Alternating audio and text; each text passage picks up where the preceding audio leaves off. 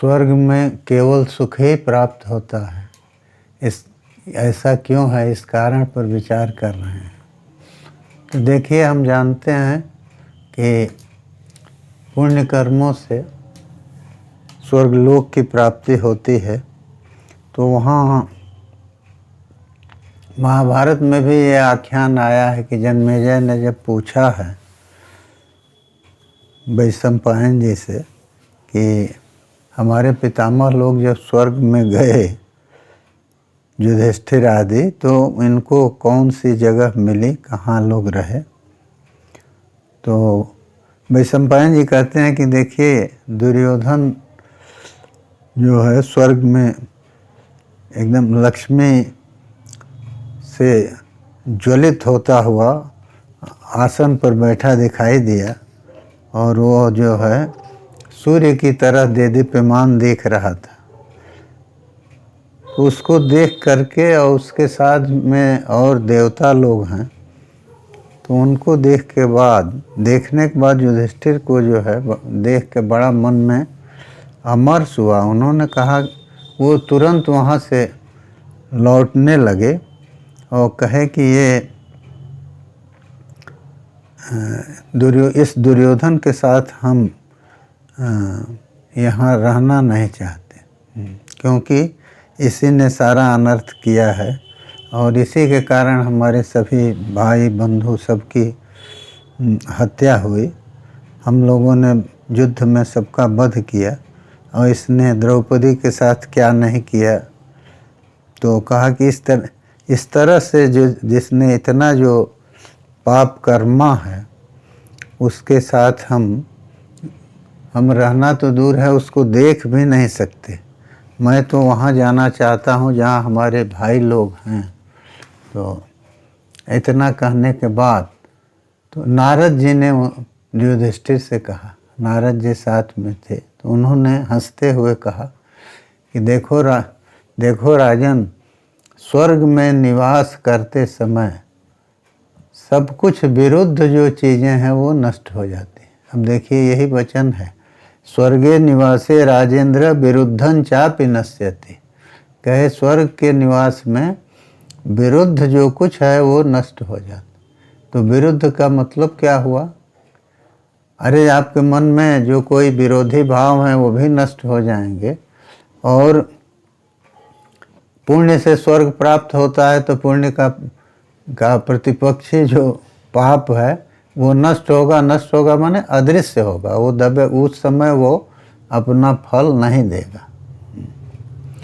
तो इसलिए कहते हैं कि देखो, दुर्योधन के प्रति ये हमारी बात सुनो। तुम दुर्योधन को जो देख रहे हो, तो ये पूजित हो रहा है देवताओं के साथ, और अच्छे अच्छे राजाओं के साथ, स्वर्गवासी जो राजा हैं उनके साथ पूजित हो रहा है, क्योंकि ये वीर लोक की वीर गति इसने युद्ध में प्राप्त किया है। अन्य जो राजा वीर गति प्राप्त किए हैं उनके साथ, इसीलिए वो पूजित हो रहा है। और इसका कारण यही है कि अत्यंत भय के समय में भी इसने भय को छोड़ करके और युद्ध किया और अपना जीवन भी दिया। इसलिए तुम इसके मन से जो सब कुछ विरुद्ध नष्ट हो चुका, इसलिए तुमको ये नहीं सोचना चाहिए कि इसने द्यूत में कैसे हमको पराजित किया और द्रौपदी को किस तरह से इसने क्लिष्ट किया, और भी इसने जो कुछ किया, माने लाक्षागृह में दाह किया या जो भी किया, कहे कि उसका स्मरण मत करो, और इससे जथा न्याय राजा दुर्योधन से मिलो। जथा न्याय माने जो कुछ उचित है उस रूप में, क्योंकि ये स्वर्ग है और ये नेह वैराणी भवंति मनुजाधिप। कहे कि यहाँ बैर नहीं होते। तो बैर नहीं रहते तो माने क्या हुआ, समभाव है सबके साथ। इस तरह से नारद जी ने जब कहा, तो राजा युधिष्ठिर जो हैं, अब वो दूसरे ओर चले गए, और उन्होंने अपने ये पूछा कि यदि ये दुर्योधन जैसे पापी को इस तरह का लोक मिला है जिसने कि संपूर्ण पृथ्वी को नष्ट कर दिया। तो जो लोग हमारे भाई हैं भीम आदि, जिन्होंने सत्य प्रतिज्ञ हैं, जो उनको उनका कौन सा लोक है, माने वो कहाँ हैं, स्वर्ग में हैं कि नहीं हैं, हैं तो कहाँ हैं। तो इसलिए हम उनको जानना चाहते हैं।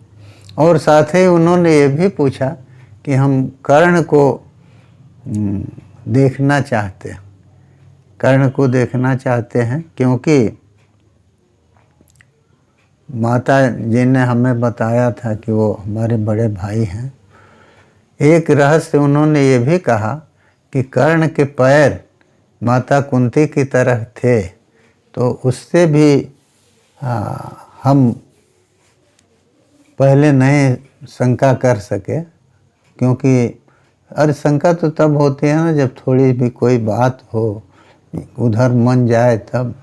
लेकिन युधिष्ठिर ने वहाँ कहा है कि मुझे बड़ा क्लेश है, बहुत हमको परिताप हो रहा है कि माता के सदृश, माता कुंती की तरह उसके पैर थे, और फिर भी हम उसको, उन पैरों को देख के भी, जैसे माता के चरणों के अनुगामी हम रहे जीवन भर, वैसे हम कर्ण के चरणों के अनुगामी नहीं बन पाए।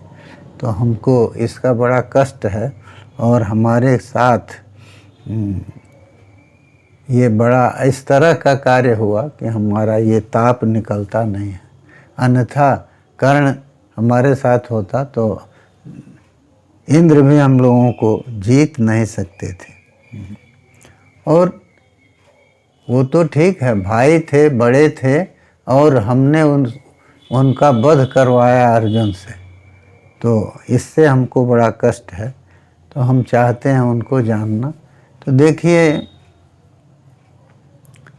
ये स्वाभाविक है, दोस्त तो कोई नहीं था किसी में। पांचाली को भी कहते हैं कि कर्ण इतना दानी, वीर, सब कुछ था, और उसने अपने मित्रता का ऋण निभाते हुए, उसको चुकाते हुए शरीर भी छोड़ दिया। तो उसको वो कहाँ है ये पूछते हैं, द्रौपदी को पूछते हैं कि वो पांचाली जो पतिव्रता है, धर्मचारिणी है, वो कहाँ है। और आप यदि ये कहते हैं कि वो स्वर्ग में नहीं हैं, तो कहें हम अपने भाइयों से हीन स्वर्ग में रहना नहीं चाहते। इसलिए ये स्वर्ग जो है हमारा नहीं है, हमारा स्वर्ग तो वही है जहाँ हमारे भाई लोग हैं। तो देवताओं ने कहा कि जब तुम्हारी ये श्रद्धा है, अब देखिए क्यों हुआ, कर्म का तो सारा खेल कर्म का है। युधिष्ठिर को जाना नहीं था वहाँ जहाँ उनके भाई थे। स्वर्ग में ये व्यवस्था है और नरक के भोग में कि जो जिन कर्मों से स्वर्ग मिलना है और जिन कर्मों से नरक मिलना है, तो वो अच्छे कर्म स्वर्ग देते हैं, बुरे कर्म नरक देते हैं। तो सबके जीवन में थोड़ा सा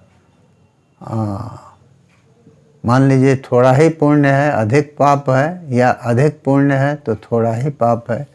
तो इस तरह की चीज़ें रहती हैं। तो जो थोड़ा होता है उसका भोग पहले मिलता है। इसीलिए दुर्योधन का पुण्य थोड़ा था तो उसको पहले स्वर्गलोक मिला। इनके भाइयों का पुण्य अधिक था, पाप कम था, तो उनको पहले नरक मिला।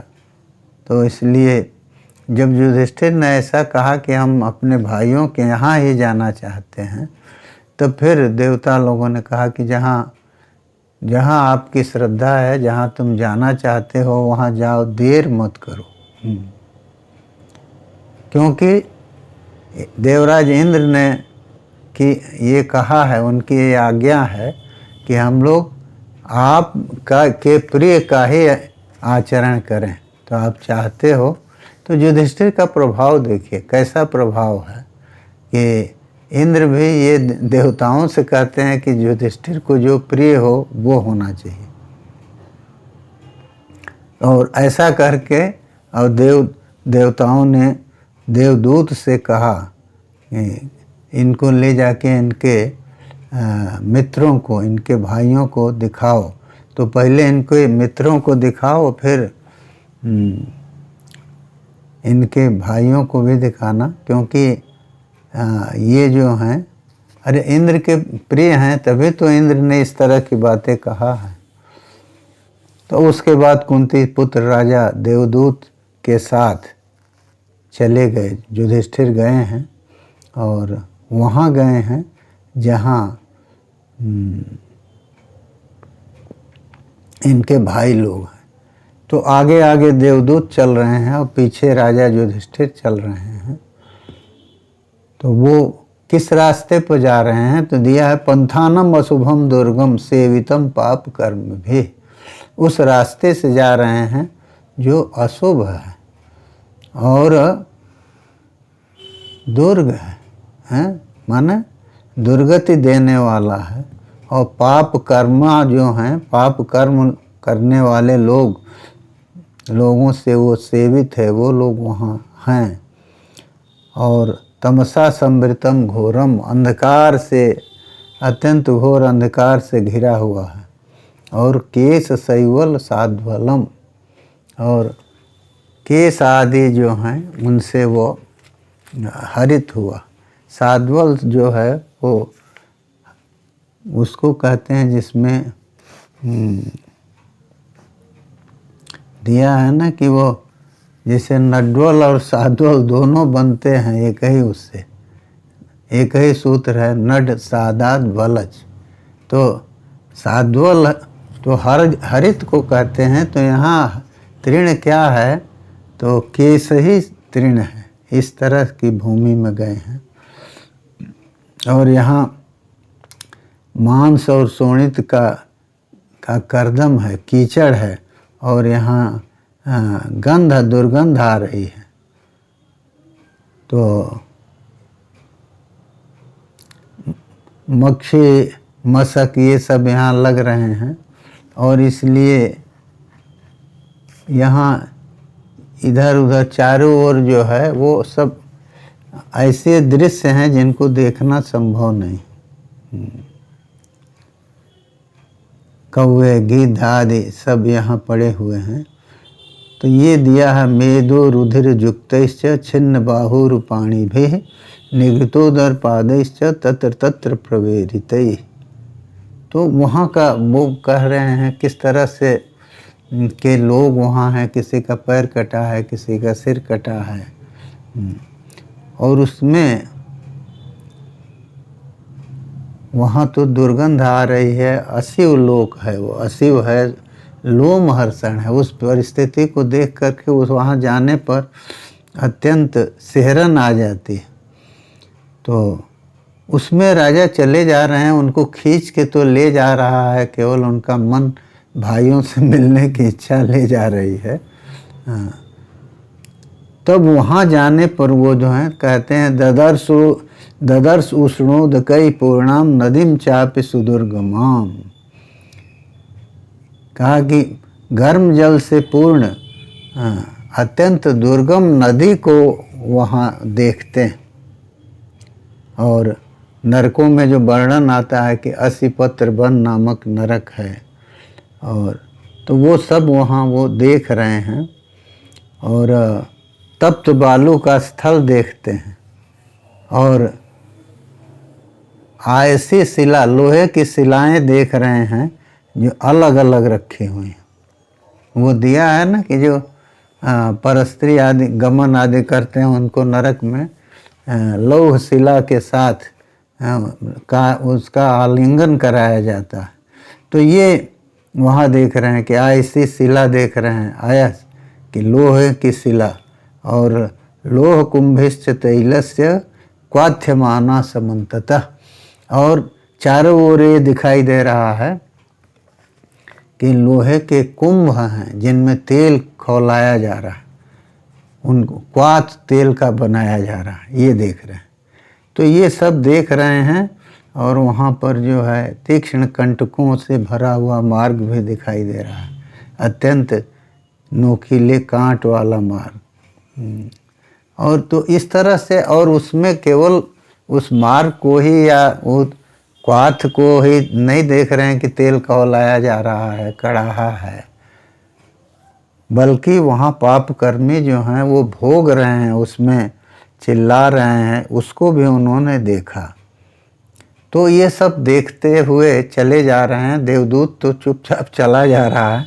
तो उन्होंने फिर देवदूत से पूछा है कि कितनी दूर अभी जाना है, क्योंकि इस मार्ग में, इस तरह के मार्ग में हमें कितनी दूर जाना है, और हमारे भाई लोग कहाँ हैं, तो उसको तुम हमें बताओ।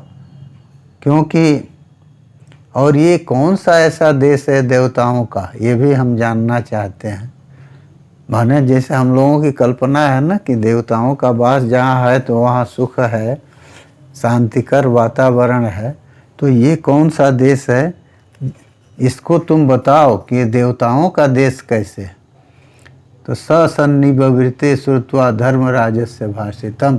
तो देवदूत जो है धर्मराज की बात को सुन करके और वो लौटा, वो आगे चल रहा था, और उन्होंने धर्मराज से कहा कि निवात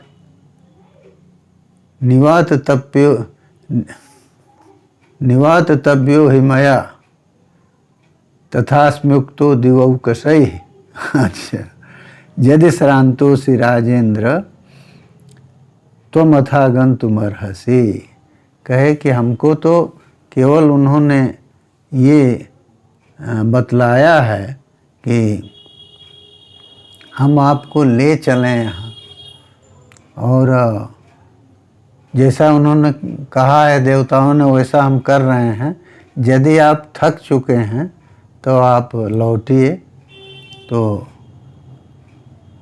युधिष्ठिर वहीं बैठ गए। लिखा है कि युधिष्ठिर जो है बहुत दुखी थे, उस दुर्गंध से वो मूर्छित हो गए।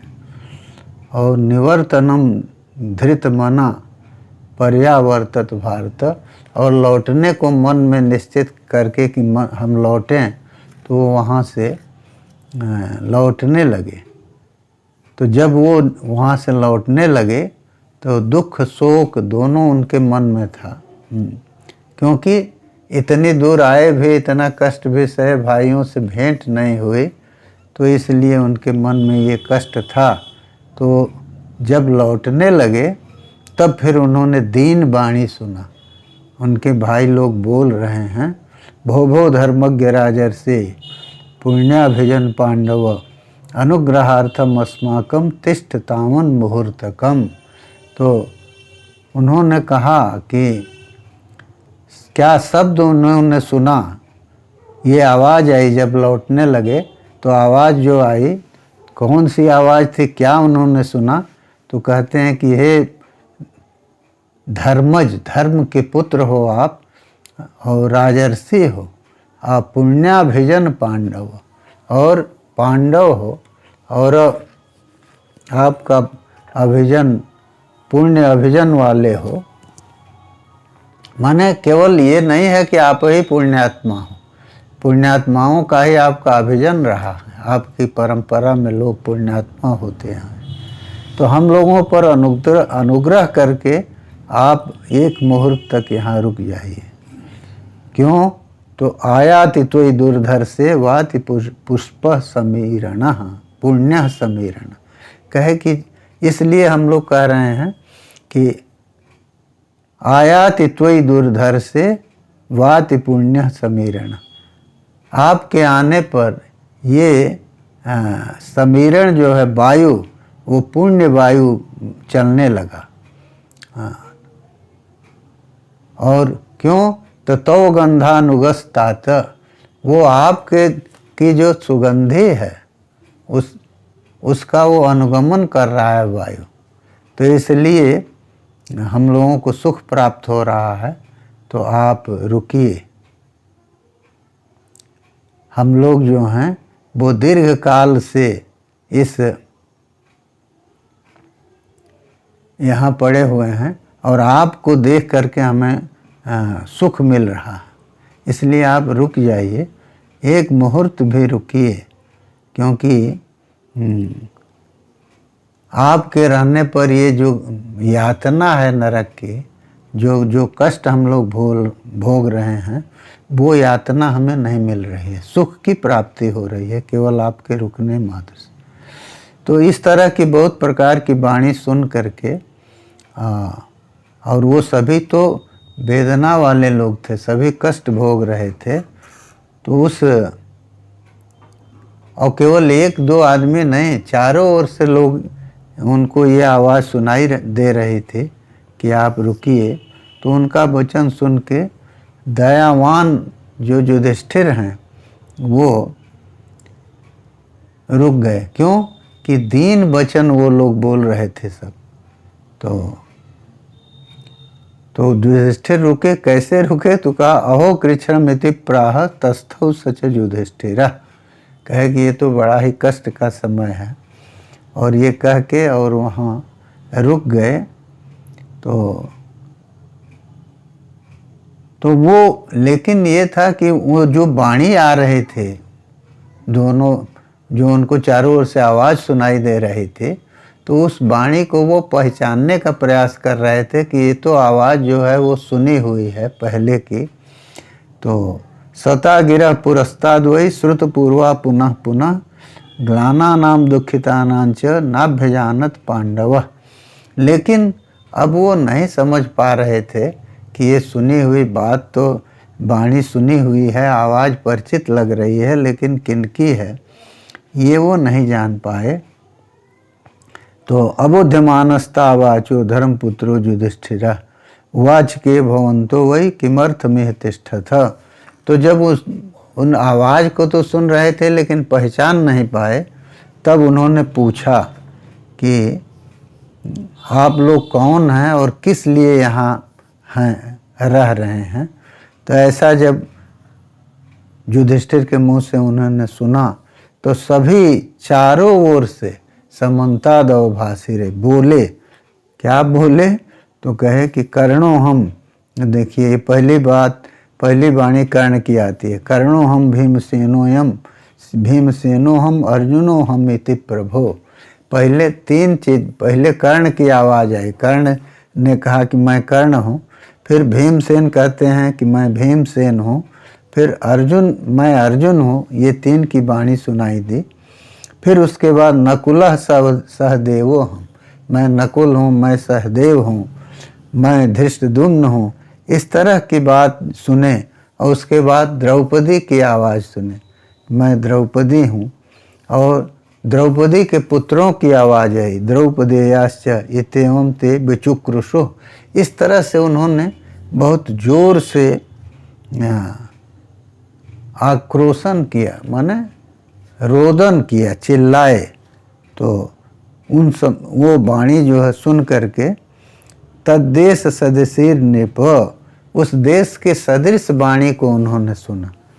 तो ततो बिममृषे राजा किंतु इदम दैवकारितम। तो जब ये उन्होंने सुना तो देश के सदृश वाणी, माने इतने कष्ट में लोग थे, तो जहाँ हैं और जिस परिस्थिति में हैं आवाज़ तो उसी तरह की निकलती है। तो इसलिए युधिष्ठिर के मन में क्लेश हुआ। वो कहते हैं कि ये किस तरह से दैव का विधान है। किंतु तत्कलुषं कर्म कृतमेभिर महात्मा भी, ये सभी महात्मा हैं, इन्होंने कौन सा ऐसा कलुष कर्म किया है कि इस तरह की यातना इनको मिल रही है। कर्णेन द्रौपदेयैर्वा पांचाल्या वा सुमध्यमा जय में पाप गंधेस्मिन् देशे संत सुदारुणे। उन्होंने कहा कि अरे कर्ण का तो आप जानते हैं कितना बड़ा दानी था। तो पहले यही कहते हैं कर्ण ने अथवा द्रौपदी के पुत्रों ने कौन सा पाप किया है जो इस देश में, अत्यंत दारुण देश में जहाँ यातना प्राप्त हुई है, रह रहे हैं। मैं तो नहीं जान पा रहा हूँ कि इनका पाप क्या है। तो सभी पुण्य कर्म वाले हैं। और कौन सा ऐसा कर्म धृतराष्ट्र के पुत्रों ने किया, दुर्योधन ने किया कि उस तरह की स्त्री से युक्त हो करके और सभी अपने अनुयायियों के साथ स्वर्ग का वास कर रहा। वो महेंद्र इंद्र की तरह लक्ष्मीवान है और परम पूजित है। परम पूजित है माने देवताओं के साथ पूजित हो रहा है ना। तो इसलिए हमको ये नहीं समझ में आ रहा है कि ये कौन सा विकार है जिसके कारण ये हमारे पक्ष के लोग और कर्ण जैसा व्यक्ति ये नरक में है। क्योंकि ये सभी के सभी धर्मों को जानने वाले हैं, सूर हैं और सत्यागम परायण है, सत्य परायण हैं और आगम वेद का अनुगमन करने वाले, छत्र धर्म में रत हैं सभी। और जज्वानो भूरि दक्षिणा, इन्होंने बहुत यज्ञ किया है और भूरि दक्षिण यज्ञ किया है, जिसमें दक्षिणा बहुत अधिक दी गई है। तो अब उनके मन में ये होता है कि मैं कहीं ऐसा तो नहीं कि सो रहा हूँ, किन्न सुप्तोस्मि जागर्मि चेतयामि न चेतये, कहे कि ये समझ में नहीं आ रहा है कि सोया हूँ जगा हूँ, मैं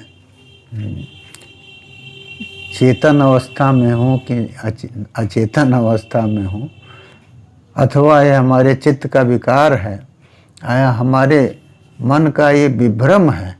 इस तरह से राजा जो है युधिष्ठिर वो मन में सोच रहे थे और बड़ी चिंता उनको हुई, दुख और शोक इन दोनों से समाविष्ट होके और अत्यंत चिंता से वो व्याकुल हो गए। तो और उनको फिर बड़ा क्रोध हुआ। देवांश्च गर्हयामास धर्मम चैव युधिष्ठिरा, और वो जो क्रोध हुआ है तो उसमें उन्होंने देवताओं की निंदा किया और धर्म की भी निंदा किया कि ये हो क्या रहा। स तीव्र गंध संतप्तो देवदूतम हुआ, और इतने के बाद वो तीव्र गंध से अत्यंत जो तप्त हो गए और ऐसी गंध जो बर्दाश्त नहीं हो रही है, तो देवदूत से उन्होंने कहा गम्यताम तत्र जैसाम तुम दूतस दूतस्तेयम उपांतिकम तेसाम उपांतिकम, कहे कि तुम जिसके दूत हो उनके पास चले जाओ। नहीं हम तत्र जास्यामि, कहे मैं वहाँ नहीं जाऊँगा, युधिष्ठिर कहते हैं, क्योंकि स्थितोस्मीति निवेद्यताम, और जाके उनसे कह दो कि मैं यहीं पर रुक गया हूँ और तुम चले जाओ।